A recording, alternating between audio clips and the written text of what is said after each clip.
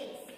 ఈ problem solve చేద్దాం. ఇదే మోడల్ 2 + 3 1/5 +